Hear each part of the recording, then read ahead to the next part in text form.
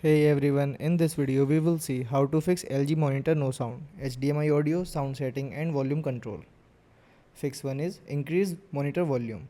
Locate the joystick or control button under the monitor, then open the monitor menu, increase the volume and make sure mute is turned off. Second fix is select the LG monitor as the audio output device. Then right click the speaker icon on the Windows taskbar, then open sound setting under output, select your LG monitor, then play audio and check if sound works. Third one is check HDMI or DisplayPort connection. Disconnect and reconnect the HDMI or DisplayPort cable, then inspect the cable and port for damage. Try a different HDMI or DP cable if available. Test another port on the monitor or PC. Fourth one is reinstall the audio driver. Open device manager, then expand sound, video and game controllers. Then right click your audio device and select uninstall device.